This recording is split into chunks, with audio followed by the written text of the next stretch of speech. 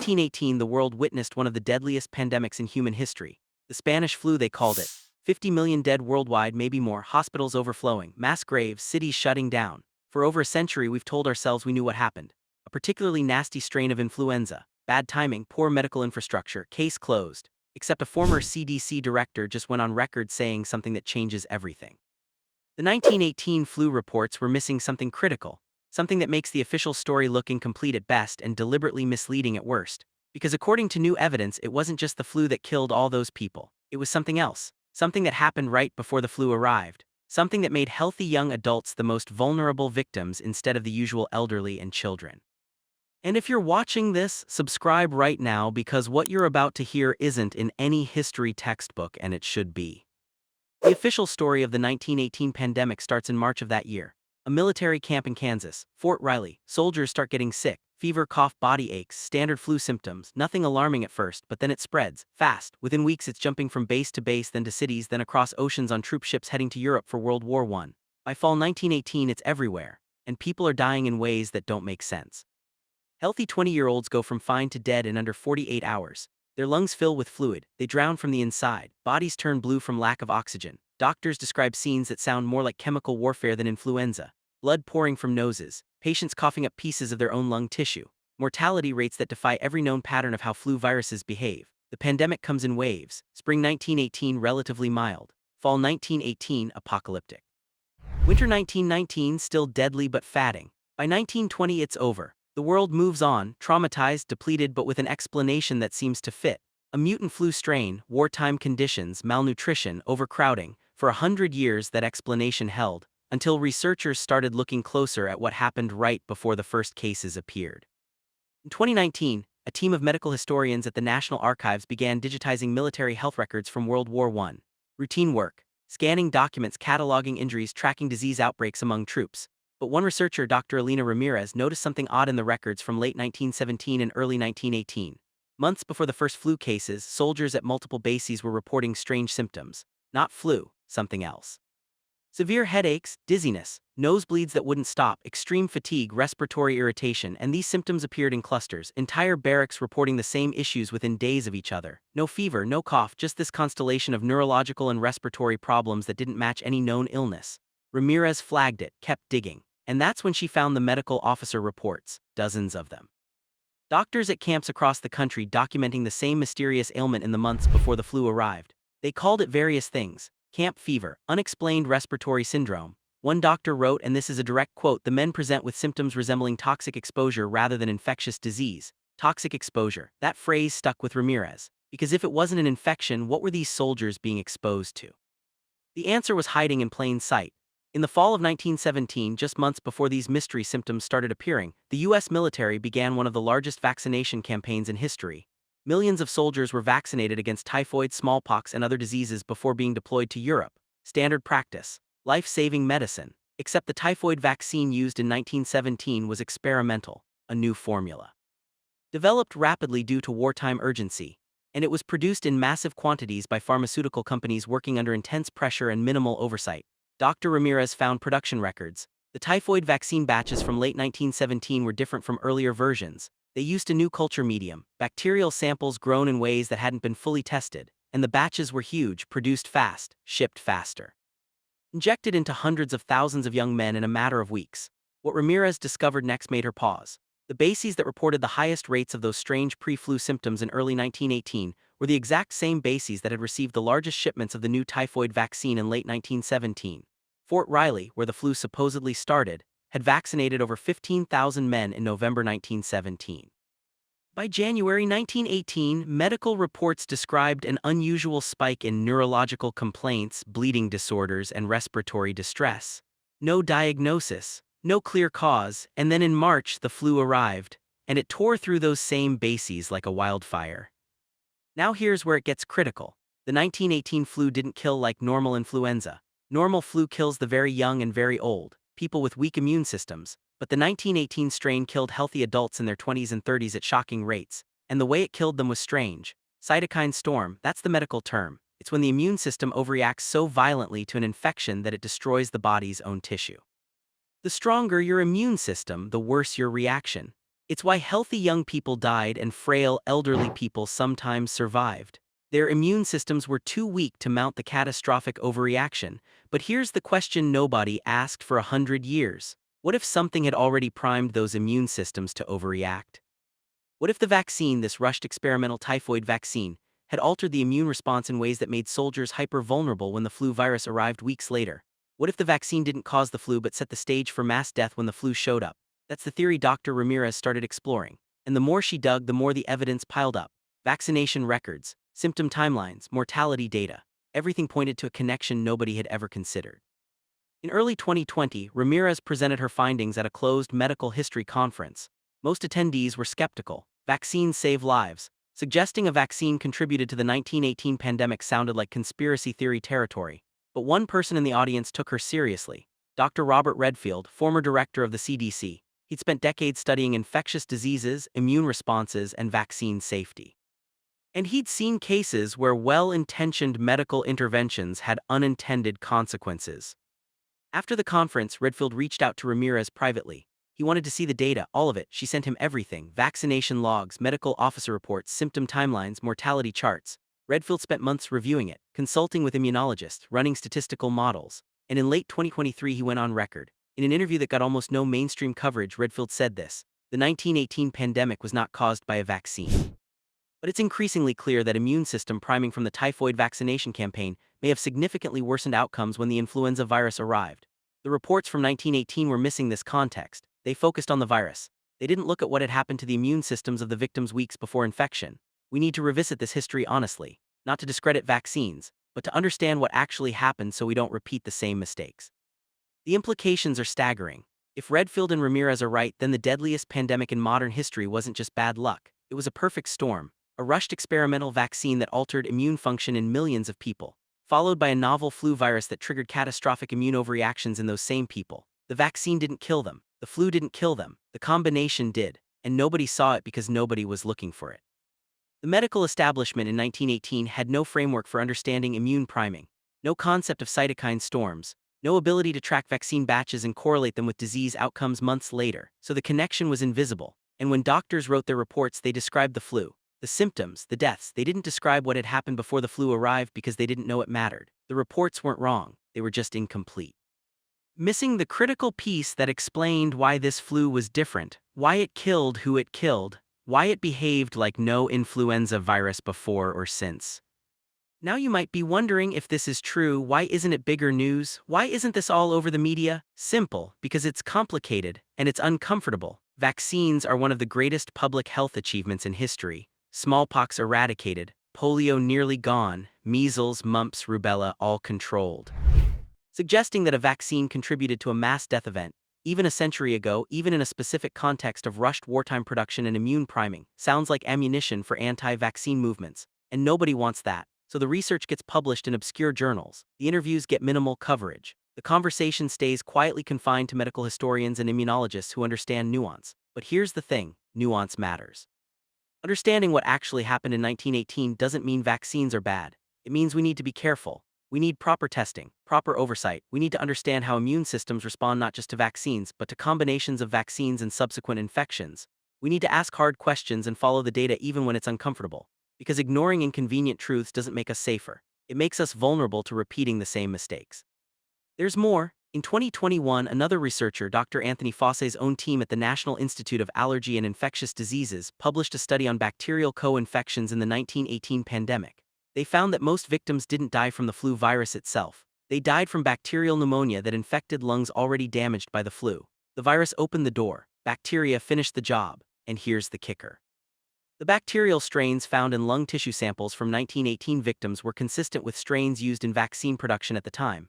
Meaning it's possible, not proven but possible, that some victims were infected with bacteria directly from contaminated vaccine batches. This wasn't intentional. Vaccine production in 1918 was primitive by modern standards. Sterility protocols were inconsistent. Contamination was a known risk. But nobody connected the dots because the focus was entirely on the virus. The bacterial pneumonia was treated as a secondary complication, an unfortunate consequence of viral damage, not as something that might have been introduced before the virus even arrived. When you layer this onto the immune priming theory, a horrifying picture emerges. Contaminated vaccines introduce bacteria. Experimental formulas prime immune systems for overreaction. Then a novel flu virus hits. The primed immune system goes haywire. The bacteria proliferate in damaged lung tissue, and people die in waves, not from one thing, from everything at once. A cascade of failures that nobody understood at the time and that we've spent a century not fully investigating. Dr. Redfield has called for a comprehensive re-examination of all available 1918 medical records, vaccine production logs, and tissue samples. He wants modern immunologists, virologists, and forensic pathologists to look at this with fresh eyes and current technology. He wants to know exactly what was in those vaccines, exactly how immune systems were affected, exactly what role, if any, the vaccination campaign played in the catastrophic mortality rates. And he wants it done transparently, published openly, debated publicly, because the stakes aren't historical, they're current. We live in an age of rapid vaccine development, mRNA technology, viral vector platforms, new formulas deployed globally in record time. If we don't understand what happened in 1918, we risk repeating it, not because vaccines are dangerous, but because rushing them, cutting corners, skipping long-term immune response studies, and ignoring early warning signs can turn a good intervention into a disaster. The 1918 reports were missing this. They documented symptoms and deaths. They didn't document what made those deaths possible, and that missing piece is what makes this story so important. Let's talk about what happened in the months after the pandemic ended. You'd think there would have been investigations, inquiries, efforts to understand what went wrong, but there weren't. The world was exhausted, millions dead from the war, millions more from the flu, economies shattered. Governments just wanted to move on, rebuild, forget. Medical officers who had raised concerns about the vaccine were reassigned. Reports that mentioned unusual pre-flu symptoms were archived and forgot. Pharmaceutical companies faced no accountability. There were no regulatory agencies with the power to investigate, no frameworks for tracking vaccine safety on a population level, so the official story calcified. The Spanish flu, a mutant virus, a tragedy of nature, and anyone who suggested otherwise was dismissed. For 100 years that narrative held. Until researchers like Ramirez started finding the documents that didn't fit, the medical reports that described the wrong symptoms at the wrong times, the vaccination logs that showed suspicious correlations, the bacterial samples that raised questions nobody wanted to answer. And when Redfield, a former CDC director, a man with decades of credibility, said out loud that the 1918 reports were incomplete, it cracked the door open. Not wide, but enough. Enough for people to start asking the questions that should have been asked a century ago.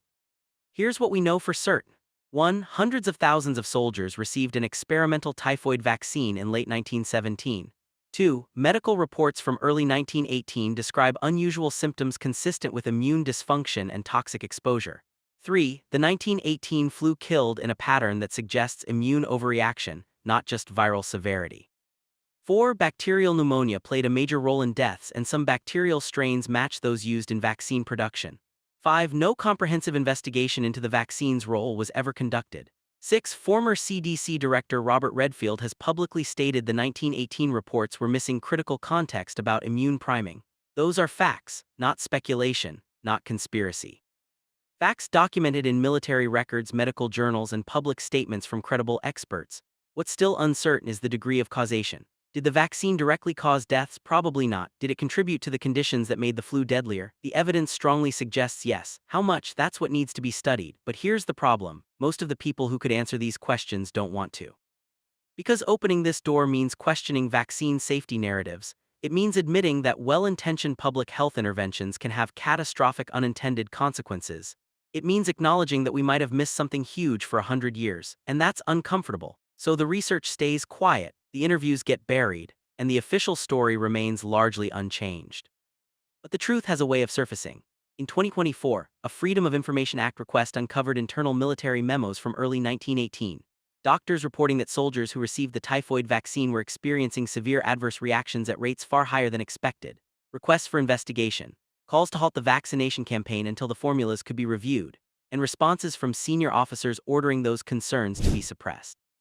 Not because the vaccine was definitively dangerous, but because stopping the campaign would delay troop deployments, wartime priorities, national security, the needs of the many outweighing the risks to individuals. Those memos were never meant to be public. They were classified, filed away, forgot, until a researcher stumbled onto them 106 years later, and when Redfield saw them he said this: "These documents confirm what we suspected. There were warnings, there were red flags." And they were ignored not out of malice but out of urgency. And the cost was incalculable. That quote didn't make headlines, it should have, because it's not just about 1918, it's about every time we prioritize speed over safety, every time we silence inconvenient questions, every time we let urgency override caution. The pattern repeats, and people die. So what do we do with this information? First, we acknowledge it. The 1918 pandemic was not simply a flu outbreak. It was a complex multi-factor catastrophe involving a novel virus, experimental medical interventions, wartime conditions, and immune system dynamics we didn't understand. Second, we study it properly. Use modern science to examine every available piece of evidence: tissue samples, vaccine records, symptom timelines, bacterial strains. Build a complete picture. Third, we apply the lessons. Vaccine development must be rigorous. Safety monitoring must be transparent. Early warning signs must be investigated, not suppressed. And when things go wrong, we must be willing to admit it, learn from it, and do better. This isn't about fear, it's about responsibility. The 1918 pandemic killed 50 million people. If even a fraction of those deaths could have been prevented by better understanding the role of immune priming, by responding to early warnings, by slowing down and asking hard questions, then we owe it to those victims to understand what actually happened. Not the sanitized version, not the convenient narrative, the whole truth, complicated, uncomfortable, and incomplete as it still is. The former CDC director just confirmed what researchers have been quietly uncovering for years. The 1918 flu reports were missing something critical. They documented the virus, they documented the deaths, but they didn't document what made those deaths possible: the immune priming, the bacterial co-infections, the contaminated vaccine batches, the suppressed warnings, all the pieces that turned a bad flu season into the deadliest pandemic in human history. It wasn't just the flu. It was everything that happened before the flu arrived, everything that made millions of people vulnerable in ways nobody understood.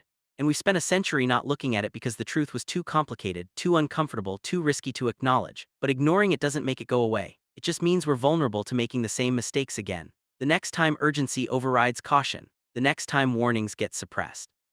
The next time we prioritize speed over safety and hope for the best. History doesn't repeat, but it rhymes, and right now the echoes of 1918 are louder than ever. This brings us to the present moment, where the decisions we make today will determine whether we learn from this history or become condemned to repeat it. The world has changed dramatically since 1918. We have better technology, more sophisticated regulatory systems, and a greater understanding of immunology and viral transmission. Yet the pressures that led to rushed decisions back then haven't disappeared. If anything, they've intensified. In our modern era of global health crises, pandemic preparedness, and biomedical innovation, the temptation to prioritize speed and scale over thorough testing and transparency is stronger than ever. We see it in the language used by health officials. The phrase acceptable risk appears in countless policy documents. The idea that some level of harm is simply the price we pay for rapid public health interventions. But acceptable to whom? The people experiencing those harms rarely get a say in what's considered acceptable. They're told to trust the experts, to trust the process, to believe that everything has been carefully vetted. And usually it has, but not always. And when it hasn't, when corners have been cut and warnings ignored, the consequences can be devastating. What makes the 1918 story particularly relevant is that it shows how good intentions and critical failures can coexist. The soldiers who received that experimental typhoid vaccine weren't being injected with something designed to harm them. They were being vaccinated to protect them. The military officers who ordered the campaign weren't trying to kill their troops. They were trying to keep them healthy for deployment. The pharmaceutical companies weren't intentionally producing contaminated batches. They were doing their best under wartime pressure and primitive manufacturing conditions. Every single decision made sense at the time. It was only later, when the full cascade of consequences unfolded, that people realized something had gone terribly wrong. And by then it was too late for 50 million people. The question we need to ask ourselves is whether we're doing something similar right now. Not with the same vaccines or the same urgency, but with the same fundamental dynamic. Are we pushing medical interventions faster than our ability to properly understand their long-term effects? Are we silencing researchers who raise uncomfortable questions? Are we creating regulatory structures that prioritize getting products to market over genuine safety monitoring? Are we accepting casualty rates as inevitable when they might actually be preventable? These aren't rhetorical questions meant to stoke fear. They're practical questions that determine whether we'll see another 1918 or whether we'll finally learn the lesson that catastrophe tried to teach us a century ago. Dr. Redfield has spent his final years of his career pushing for transparency in vaccine development and safety monitoring. He's not an anti-vaccine activist. He's not claiming all vaccines are dangerous. He's simply saying what should be obvious: we need to know what's in them. We need to track what happens to people who receive them. We need to investigate problems when they appear. And we need to be willing to say we were wrong if the evidence shows we made a mistake. That's not controversial. That's basic scientific integrity. Yet saying it openly in public as a former CDC director apparently is enough to get you marginalized. The mainstream medical community doesn't attack his findings directly. Instead, they question his credibility, suggest he's pursuing a legacy project, imply that his age has affected his judgment. They don't engage with the evidence, they attack the messenger, which is exactly what happened to doctors in 1918 who raised concerns about the vaccine. Different century, different names, same playbook. This pattern of suppression, of framing inconvenient truths as conspiracy theories, of marginalizing credible experts who ask the wrong questions, is perhaps even more dangerous than the original problem, because it means we never actually learn. The 1918 story remains officially incomplete. The 1918 vaccine safety questions remain officially unanswered. And we move forward without understanding what actually happened, which means we're almost guaranteed to make similar mistakes in the future. The good news is that this can change. It doesn't require conspiracy or cover-up. It just requires what science is supposed to do. Follow the evidence wherever it leads, ask hard questions, study uncomfortable topics, publish findings transparently, engage in genuine debate, allow for the possibility that we might have gotten something wrong. Create systems robust enough to catch problems early, build in redundancies, assume that mistakes will happen and design safeguards accordingly. This isn't about vaccine hesitancy or anti-vaccine ideology. It's about the basic principle that we're most dangerous when we're most certain we're right. History is littered with examples of institutions convinced of their own righteousness, dismissing warning signs, silencing critics, and eventually causing tremendous harm. Usually they thought they were helping. Usually their intentions were good. Usually they were wrong. The 1918 pandemic offers one of the starkest examples of this dynamic in modern history. And the fact that we still haven't fully investigated it, that we still haven't officially acknowledged the possibility that well-intentioned interventions might have contributed to catastrophic outcomes, suggests we haven't actually learned the lesson yet. We're still operating from the assumption that speed and scale are more important than caution and comprehension. We're still marginalizing experts who ask inconvenient questions. We're still treating inconvenient facts as threats to be managed rather than truths to be understood. Until we change that, we remain vulnerable.